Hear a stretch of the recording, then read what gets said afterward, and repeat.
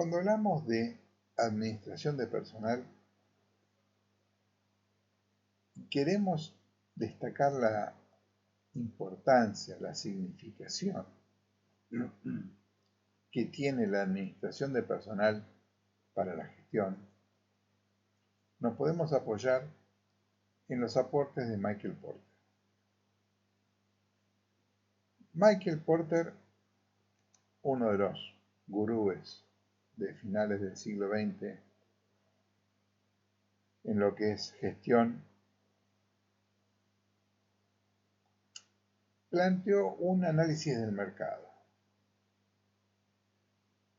enfocado en 5 grandes fuerzas.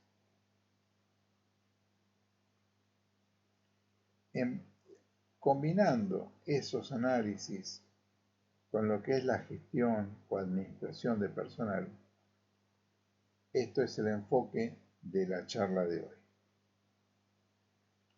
Vamos a basarnos en Porter, vamos a analizar las 5 fuerzas que enfoca Porter y el enfoque de administración de personal para los que quieran saltearse va a estar sobre todo al final.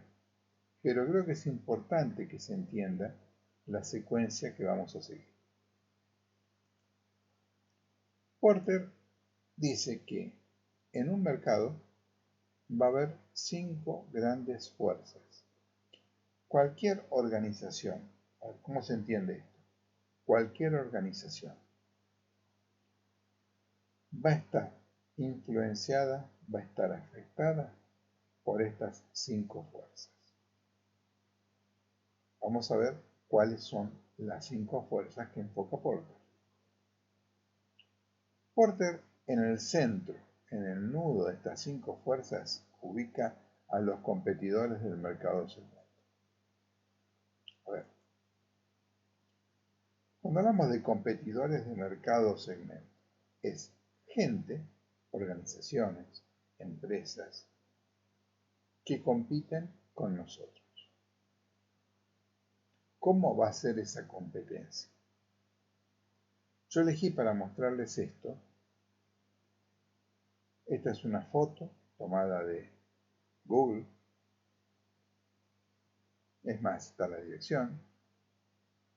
Y tenemos en la calle Warnes, en la capital federal, 3 negocios, uno al lado del otro, que los 3 compiten haciendo equipamiento y los 3 particularmente hacen polarizados. Entonces, estos 3 son grandes amigos quizás, pero compiten unos con otros. Entonces, cuando hablamos de competencia en el mercado, estos 3 están compitiendo entre sí.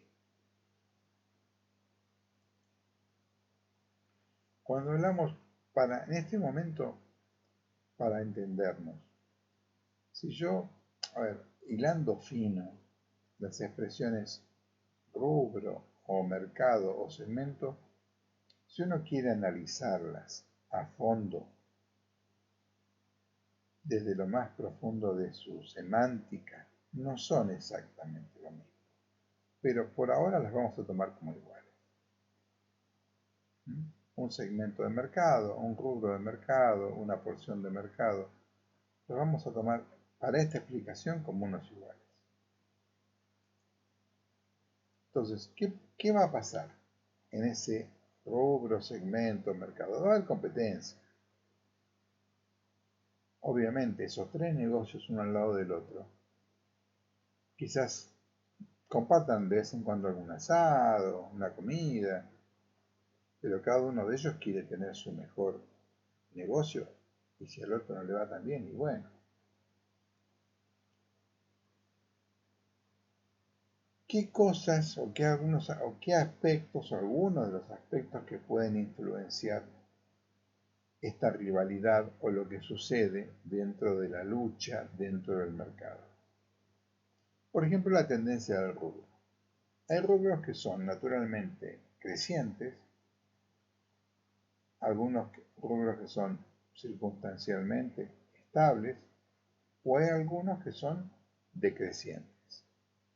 Si yo les digo, por ejemplo, el mercado de los discos de vinilo y el mercado de los discos de vinilo hoy, principios del siglo XXI, podemos decir que es un mercado de alguna manera estable o decreciente. A ver, ¿qué quiero decir? Convengamos, creciente no es. No está creciendo el número de ventas de discos de vinilo. Estable porque ya se definió el número de gente que quiere y desea comprar discos de vinilo, o decreciente porque eventualmente, si bien hay un grupo de gente que todavía sigue prefiriendo por algunas características el disco de vinilo, podemos decir que lentamente va a decrecer.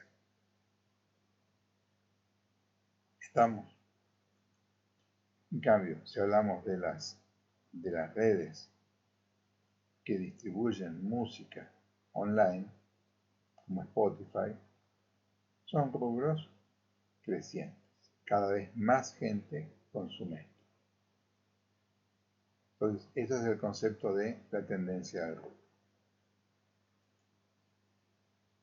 Poder económico financiero, esta competencia que va a haber entre los distintos competidores, efectores que van a estar luchando en ese rubro, el poder económico es significativo. No podemos comparar el poder económico, que no es poco, pero no podemos comparar el poder económico de Manaos con el de Coca-Cola. Respetando a ambos, Coca-Cola tiene un poder económico financiero tremendo.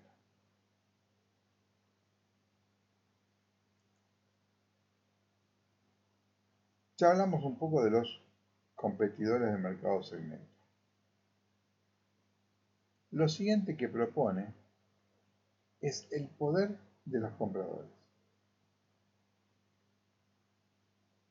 Lo que propone este autor es que los compradores tienen poder y nos van a influenciar el mercado. ¿Y por qué nos van a influenciar el mercado? Por el poder que tienen, y poder que tienen por el poder de compra. Por ejemplo, algunos grandes compradores son Carrefour o Walmart, porque tienen poder de compra propio. Walmart o Carrefour o grandes líneas, con nombre de estas dos, pero hay muchísimas más, son empresas, son organizaciones que le pueden decir a un productor: te compro la producción del año o te compro la producción de 2 o 3 años. Ese poder de compra influye en el precio, en la negociación que se va a realizar. Porque el comprador tiene una de las posibilidades es que tenga gran poder de compra propio o, como hacen muchos, poder de compra por agrupación. ¿Qué es esto del poder de compra por agrupación?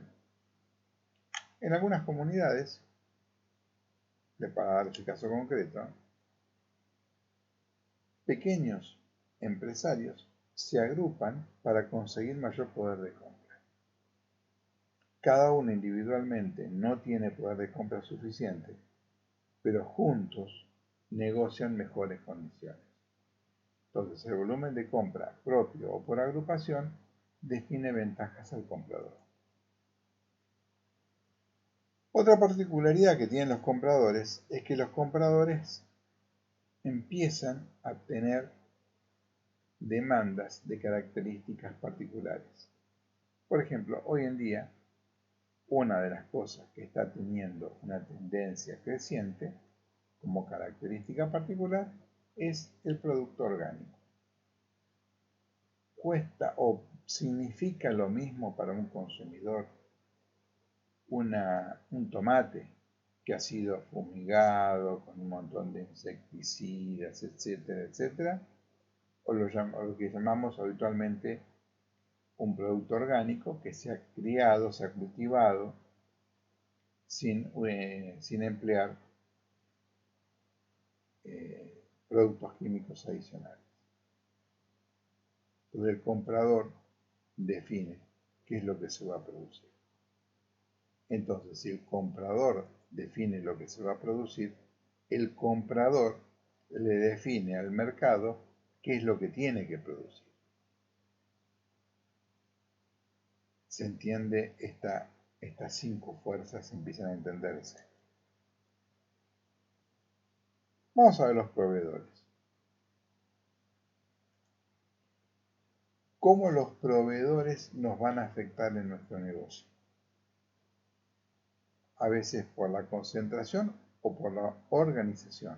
Concentración porque son pocos los proveedores, o organización porque están bien organizados y bien coordinados. Una excelente muestra es la OPEP, es la Organización de Países Exportadores de Petróleo. La OPEP representa a países dispersos en todo el mundo.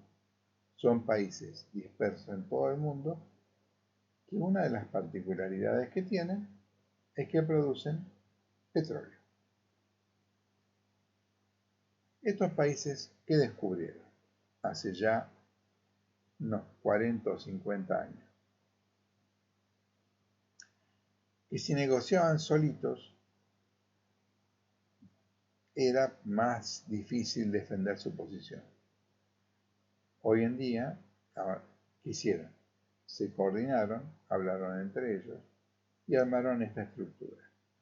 Hoy en día, cuando los países de los integrantes de la OPEP tienen sobreproducción y a su vez el mundo empieza a tener baja de demanda, son capaces de coordinar bajas de producción para mantener el nivel de precio.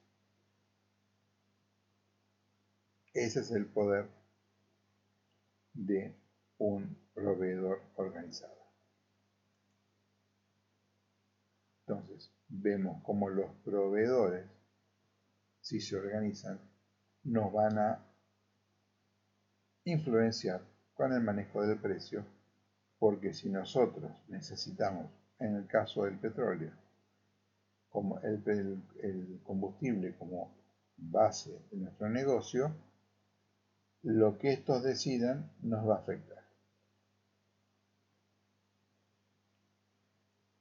Vamos a ver el otro elemento, son los elementos sustitutos. ¿Qué es un sustituto? Podemos definirlo de alguna manera como un elemento, un producto, un bien, que sin ser lo mismo que lo que yo produzco, de alguna manera puede llegar a reemplazarlo. A ver, ¿a qué me refiero? Es lo mismo decir azúcar como endulzante que no me salen las marcas. El chúquer, la miel.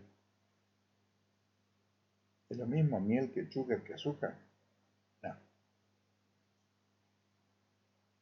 Ahora, si tengo que endulzar un té, puedo ponerle azúcar, puedo ponerle chúquer, puedo ponerle miel. Entonces, en los 3 elementos endulce. ¿Qué quiere decir esto? Bien, puedo reemplazarlo. ¿En qué me afecta mi negocio? Y que si el precio del azúcar sube demasiado y el precio de la miel es bajo, la gente va a reemplazar el azúcar y va a endulzar con miel. Lo mismo para el chúcar. Entonces, el precio de los alternativos me va a afectar mi mercado. Yo no puedo estirarme mucho con el precio de mi producto si el precio del alternativo es bajo, porque entonces el mercado va a dejar de comprar mi producto para consumir el alternativo.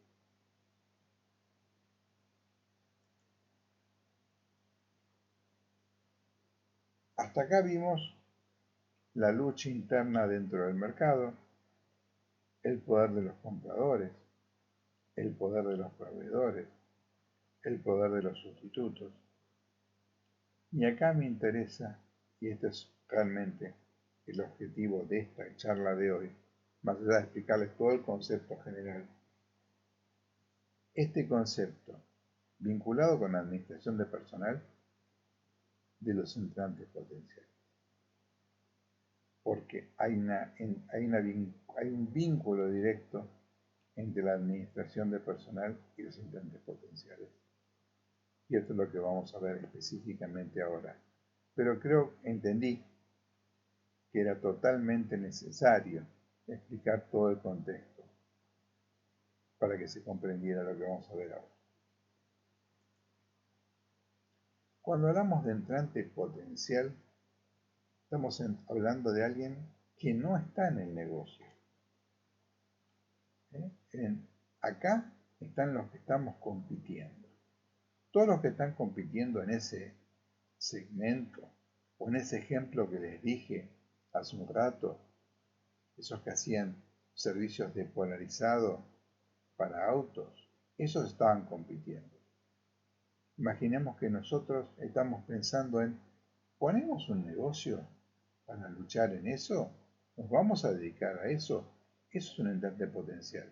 Alguien que está pensando, alguien que no está compitiendo, pero está mirando atentamente, intensamente, quiere.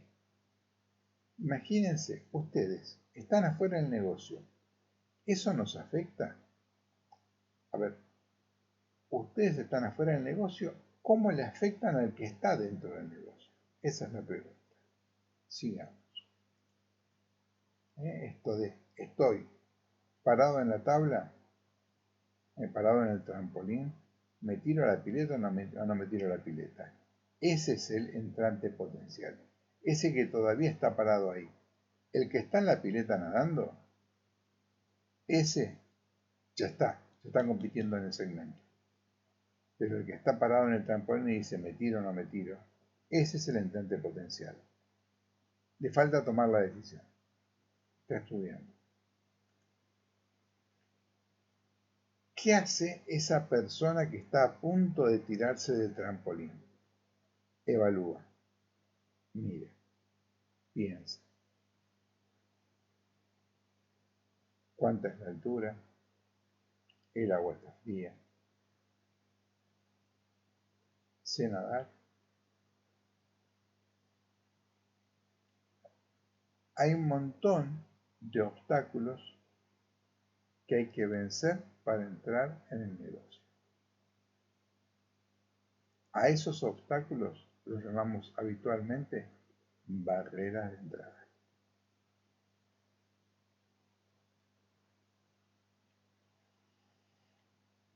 ¿Cuáles pueden ser algunas de las barreras de entrada? Capital. Para ingresar a tal negocio hay que tener mucho dinero, mucha inversión. O tener acceso a un canal de distribución particular. O que la política gobernante sea estable en determinado sentido. O saber del tema. Yo les digo, si yo quisiera poner un negocio de, por ejemplo, alta cocina. Realmente no sé de alta cocina. Así que poner un negocio de culinario de muy buena calidad de comida, quizás podría, pero tendría que aprender, porque del tema no sé. ¿Vamos ahí? Seguimos. Hay negocios con barreras de entrada bajas y otros con barreras de entrada altas. Yo les digo, a ver, estimados míos, vamos a poner un negocio conjunto, vamos a poner un laboratorio bioquímico. ¿Cuántos de ustedes saben de bioquímica, están habilitados, tienen el capital o juntamos entre todos el capital para poner ese negocio? Bueno, no les gusta ese negocio. Bueno, pongamos una refinería petrolera. No les gusta tampoco. Bueno, pongamos una flota de camiones, son 80 camiones, arrancamos. Ah, nos juntamos para 80 camiones. A lo sumo una motito de motomandado. Eso es una barrera de entrada alta en sentido económico. Y otras con barreras de entrada baja. En su momento, para aquellos que tengan memoria, fueron los ciber. Me pongo un ciber.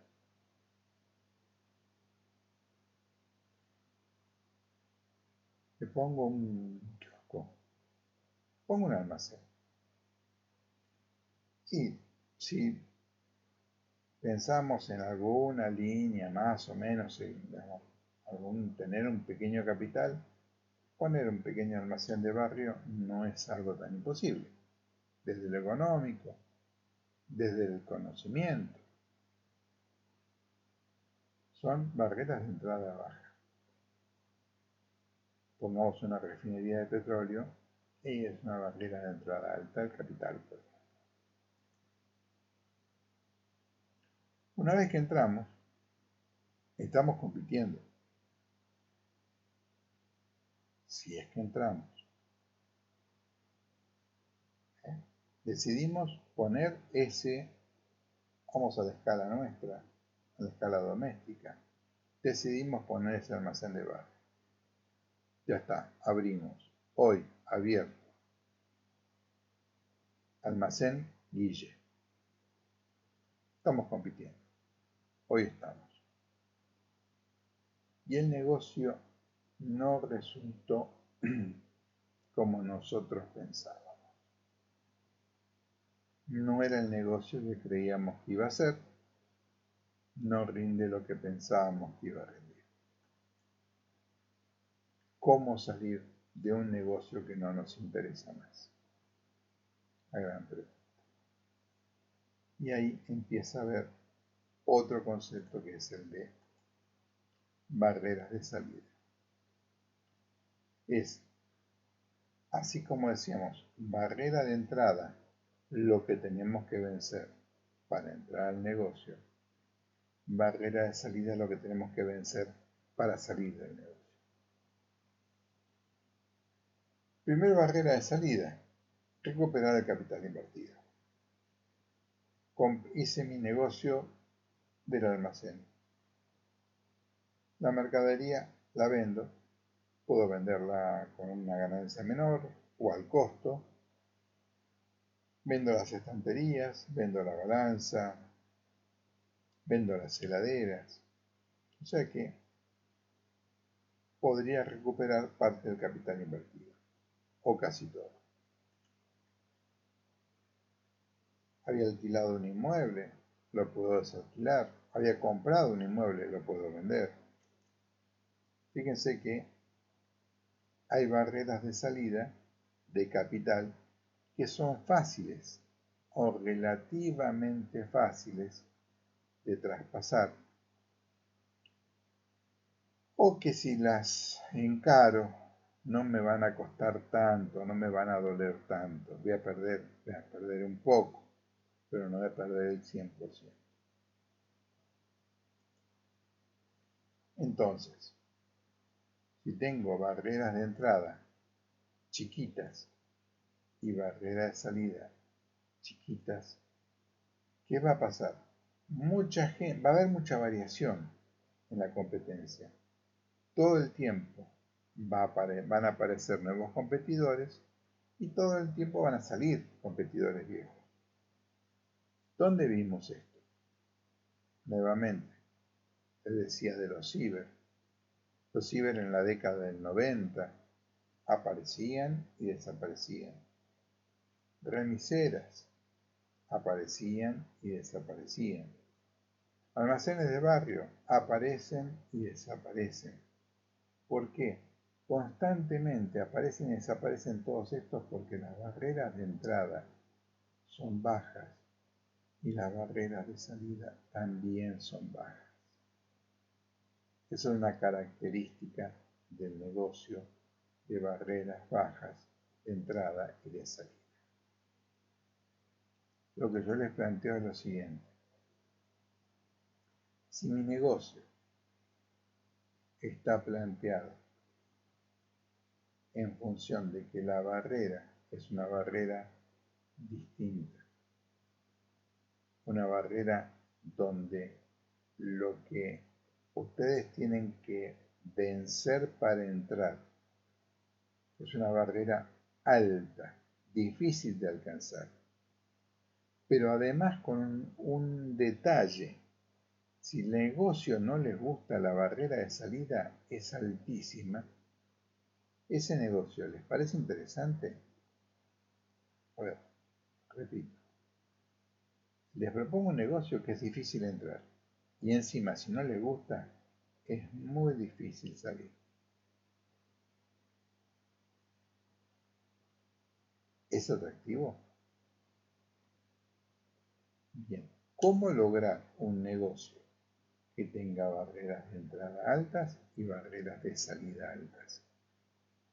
Porque cualquiera de las dos me va a ser un límite y va a ser una especie de, disculpen la palabra, desatractivo, desmotivador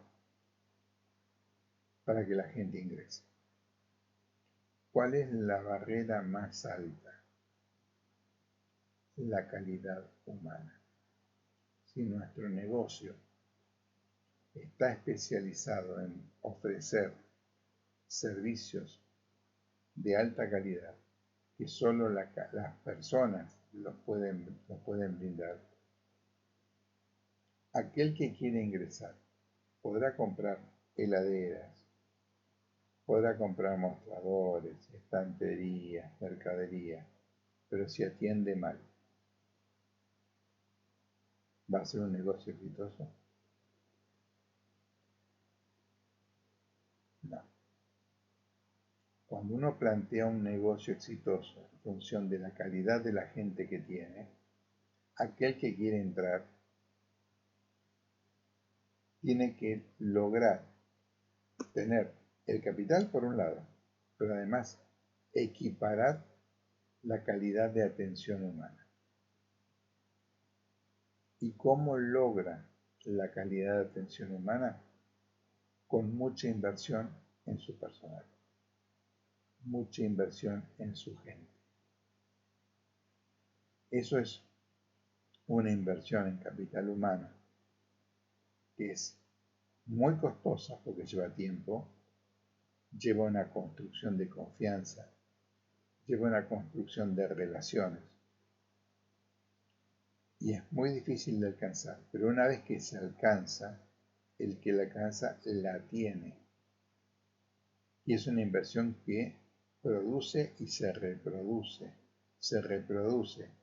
viendo más en lo que la gente puede aspirar y se reproduce en lo que la organización desea. Una vez que hemos logrado eso, cualquier organización que quiere ingresar, para ingresar al negocio, o al rubro, o al segmento, va a tener que hacer algo similar. Le va a costar mucho esfuerzo y mucho dinero, pero con un pequeño o no tan pequeño detalle. Una vez que está dentro del negocio, una vez que está dentro del rubro compitiendo, si no le gusta y quiere salir, va a tener un problema. Porque todo lo que es capital, todo lo que es inversión, todo lo que son muebles, mostradores, negocios, los va a vender, va a recuperar. Pero toda la inversión puesta en la gente no se puede recuperar. Cada empleado despedido se lleva parte de la inversión. Entonces, fíjense, estamos hablando de administración de personal y uno de los grandes aciertos de la administración de personal Y desde lo estratégico para competir y ser únicos en nuestros negocios, es plantear un negocio donde nuestra gente marque la diferencia. Y eso es el trabajo de la administración de personal, de la gestión de personal. A esa gestión de personal, manejada estratégicamente como una barrera de entrada o barrera de salida, la llamamos habitualmente una barrera soft. Soft, ¿de dónde viene? Soft es en inglés. Soft es blando. Soft tiene que ver con lo que es software, que son los programas que usamos en las computadoras. Mientras que hard son las barreras duras, que son las computadoras, es todo lo duro. Yo una computadora la puedo vender. El hardware se vende, la cosa dura se vende. El software es el conocimiento que la gente lleva dentro de su mente. Eso no se vende. Uno invierte en ese conocimiento, pero ese conocimiento a la salida del negocio no se puede recuperar. Entonces, si pensamos en negocios durables, negocios duraderos, negocios de permanencia, y queremos evitar mucho movimiento, mucha rotación de competencia en el rubro, nada mejor que crear barreras soft. ¿Por qué? Porque pocos se van a animar a entrar y mucho menos se van a animar a salir por los altos costos que involucra el ingreso y las pérdidas del egreso. Bueno, esto ha sido, espero, un mensaje, una clase, una explicación que les haya abierto la cabeza en algunos aspectos del rol que tiene la administración de personal.